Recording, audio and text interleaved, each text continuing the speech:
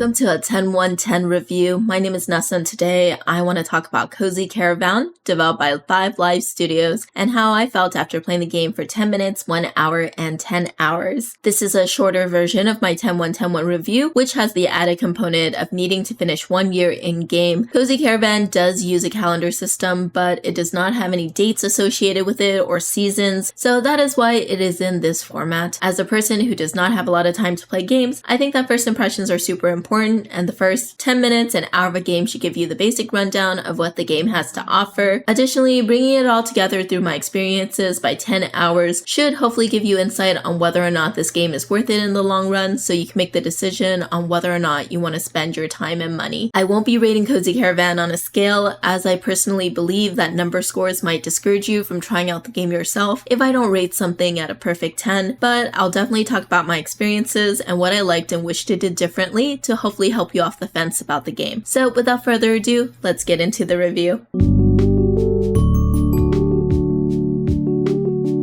Cozy Caravan, developed by 5 Live Studio, is a cozy exploration and crafting game set in an open world. Explore the different regions with your bee-drawn caravan to sell food and items you craft from the ingredients that you source from locations you visit. Enjoy the lo-fi beats as you spread happiness wherever you go by helping others through completing quests, making them food, harvesting their crops, piling hay so they can live out their dreams of diving into a haystack, and even giving them a ride to the next town over, to name a few. Cozy Caravan retails for $19.99 USD and is available on PC and the Nintendo Switch. I played the game entirely on PC, so any discussion on bugs or performance of the game is solely for the PC. Additionally, I don't know how the minigames and driving mechanics are on the Switch version, but I can't imagine them to be so different.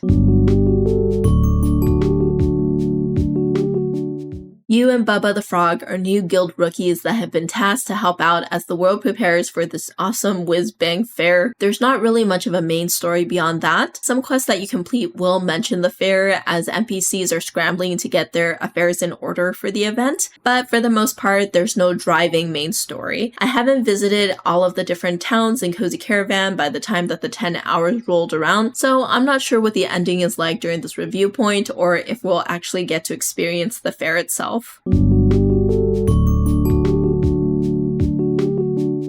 During the first 10 minutes, I actually went into the setting menus and adjusted some of the accessibility settings. I usually do not go into the setting menus at the beginning of my 10 minutes. However, I do have a history of getting motion sickness with driving games, so I just wanted to make sure that if there were options to reduce my chances of getting nauseous, then I would select them. Luckily for me, Cozy Caravan did not make me feel sick the entire time that I was playing. I love games that offer accessibility features, and Cozy Caravan has a bunch of interesting ones that include disabling the stop motion animation and auto crafting items, reducing wet sounds, automatic and toggleable running, and disabling rumble and caravan rumble, to name a few. After adjusting the settings to my preference, I was greeted with a classic character creation screen. I love how there are a variety of different animals that you can choose from and different colors associated with them. I didn't hesitate to choose a red panda since I love red pandas so much. After choosing a cute outfit and voice, it was time to start the game. Right away, the music and peaceful setting made me feel so calm. I felt so much whimsy coming out of the game and knew that my journey was going to be something special right away. The tutorial is minimally invasive. There's nothing to tell you how to move, and when you learn how to pick up items and place them in certain areas, the game will prompt you with a keyboard shortcut. You go through helping others, and I love how much freedom the game gives you to explore the little town that you're in. The signs are helpful, and the NPCs will give you hints on what to do next. Once you help out enough around town, the guild representative Arthur will show up to assess your selling skills by setting up a mock market for you to practice in. My 10 minutes ended during the middle of this mock market, though the controls are pretty simple. You just grab things that you've collected from the world and put it in your inventory chest in order to sell them to customers. You take them out of the chest and put them on these market stalls. Since this is the beginning, you only have 1 table space to work with, and you can only sell 1 item at a time. You have to wait for customers to pick up the item before you can set add down another one. Once customers like what they see, they will take it over to the cash register to pay for it. If they don't like it, then they'll drop it off in the return area next to the cash register. The selling mechanic as introduced so far is pretty standard, but I love that you're able to collect things from the world, whether that is through completing NPC quests or just finding them and then selling them at the marketplace. While you're doing quests and selling items, you will gain happiness from NPCs. Arthur, the guild representative, explains that you can get tokens from the guild by spreading happiness, which are used to upgrade your caravan later on. Already, the foundation of the gameplay loop was forming in the first 10 minutes for me, and I was pretty hooked. I love how natural the tutorial felt. I love the calmness of the lo-fi beats playing while you're walking around town greeting others. The game doesn't feel like it's rushing to give you too much information at once or make you be anywhere, which is a breath of fresh air, since during this time, I'm usually bombarded with tons of text tutorials and completing tutorial tasks or running around town to greet everyone. I was definitely looking forward to getting into my caravan and exploring the world at my own pace. Shortly after finishing my 10 minutes, I was on the road. There was so much freedom to be had. I can go wherever my caravan was equipped to take me. Moving it was pretty easy. As for the PC, you just have to hold down the left mouse button and move in the direction that you want to go. To back up, you just hold down the right mouse button and choose where you want to back up. There were areas on the map that I could not access yet because it was too muddy for my caravan to traverse, but the game let me know that I could get an upgrade to help with that at the guild's office in Basselbrook. The first stop I made was at Whisper Falls Lookout to talk to the librarian who is trying to get an overdue library book from someone. I promised to help her, so I'll be on the lookout for this person with an overdue book on my journey. Next, I stopped by Dairy Me Milk Bar, where the owner, a pink and white cow named Cherry Sunday, asked me to help her sling some milkshakes. Pretty soon, I was finding myself taking orders and clearing milkshake glasses for a bit of time. I reached Basselbrook shortly after that, and the guild representative tasked me with cooking my first meal for the guild rookie assessment. In your caravan, you have a basic cooking bench where you can chop up ingredients and combine them together if you know the recipe. There are various mini games that you play in order to prep ingredients. I really like how the mini games mimic the cooking action. The chopping mini game has you timing clicks that match with the knife going up and down, and the stirring a salad mini game involves spinning your mouse around in a circle. The guild rep also allowed me to browse the guild catalog, which has a variety of different upgrades that I can spend tokens on if I had enough happiness. These upgrades include upgrading my tires, upgrading cooking stations, adding new stations, and even unlocking customization options in the form of clothing and different caravans. Happiness is earned through helping others in the world, such as when I helped Cherry Sunday with her dairy milk bar, or when I helped Muddle serve drinks at his tavern. I could also gather crops for farmers, or just help NPCs with various quests like I did mention before. So there was a lot of ways to earn these guild tokens, and I was already looking to see how I can get an upgrade. There aren't a lot of systems to learn in Cozy Caravan since it's such a simplistic game, in the sense where after you're taught to craft items and learn how to drive, you're set loose in the world to do whatever you want and go wherever you want to go. I really like how open-ended the game is at this point. There are no loading screens, you just go off on your bee-drawn caravan to the next locale. Although there are quests around, there's no timeline on when you have to complete them, and there's no set path that you have to take in order to advance the story. Simply by raising happiness and helping others, you'll be able to purchase the upgrades at the guild shop and go a little farther or craft a little more depending on what new ingredients you find.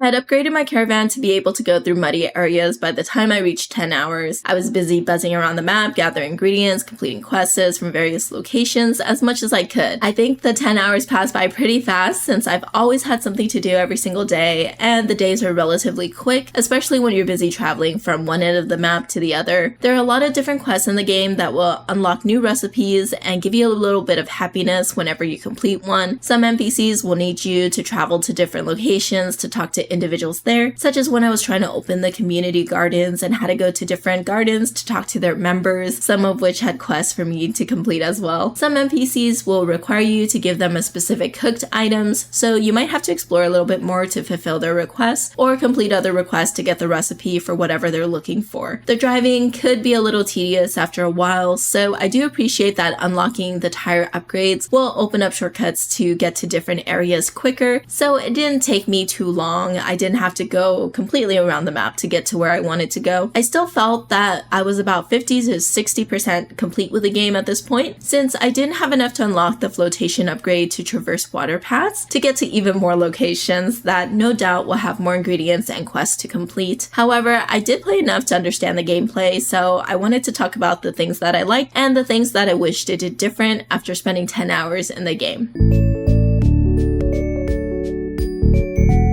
I like how cozy the game is in the sense where there are no major consequences to anything. If you're not very good at the minigames, you can turn on the autocomplete in the settings menu and the game will complete the minigames for you at max stars. So even then, there's no penalty for skipping them. You don't have to have popular items during the market time. When customers are unhappy that you don't have the items they want in stock, they'll still buy your items for the most part. Quests do not have time limits. I accepted a quest to drive someone to a destination, and I literally drove this poor NPC across the map before I eventually got to where they wanted to go, and they were nothing but grateful afterwards. I really like the graphics and the lo-fi music. The stop motion is just so unique and very cozy looking to me. I like that there's a lot to look at whenever you're driving to a new place, so it's not boring trying to get to a destination. I also like that the lo-fi beats make driving very chill, and the game does change it up a bit depending on where you are in the world, so the coast feels more upbeat while the countryside is super relaxing to drive through. I like the happiness system in the game where going around doing quests, selling things at the market, helping farmers harvest their crops, or just waving at NPCs during your journey will increase the happiness meter, and you will get a guild token to spend on upgrades and customizations. Usually whenever I play a game, I'm always trying to min-max the amount of money I can make from market so that I can buy and unlock things as soon as possible. Cozy Caravan deters me from this for the most part, since you can only open up the market on weekends and you don't get money from what you sell. So I spent a lot more time just roaming the world to do quests and waving at folks I meet on the road for happiness. Of course, by the end of 10 hours, I did wish that I can gain happiness faster so that I can unlock more things faster. So it wasn't completely successful in deterring my mentality, but it definitely is a breath of fresh air to slow it down so I can focus on chilling around the world. I like the character customization options and all the cute animals that you can choose from. I also like that there are a ton of outfits in this game that you can craft and will be unlocked for you to wear forever, even if you sell it at the market. Helping out others will sometimes give you the recipes for these outfits, so it's fun to just go around and see what new outfits I could collect.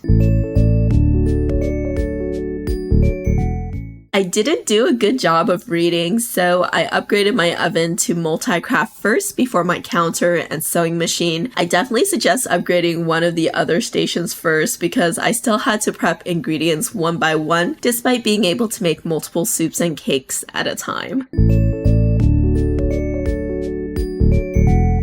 I don't know if this is already in the game since there are still a lot of upgrades that I have yet to unlock, such as the ability to multi-craft, but I would really love the option to craft from storage. Having a limited inventory makes it difficult to cook and sew multiple items, and some recipes require more items than I can hold at a time, which makes it impossible until I'm able to upgrade my inventory. Not having the ability to craft from storage also impedes me from using multi-craft to its max potential, since I still could only craft one item at a time if a recipe has lots of ingredients. This could be the intent of the developers to not let you multi-craft high happiness items, but for myself, I really wish that we had this option.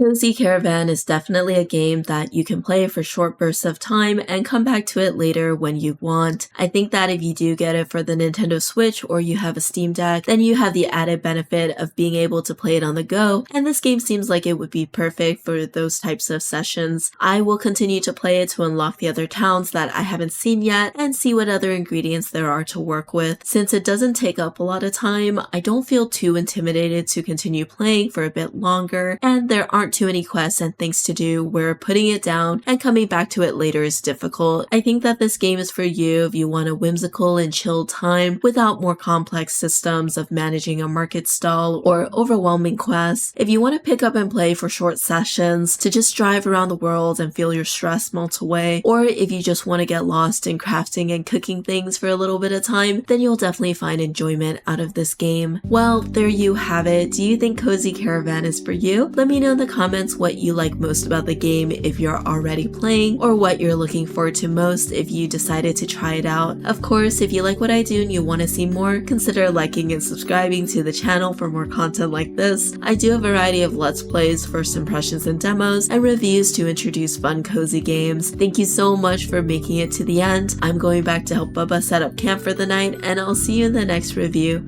Take care. Bye.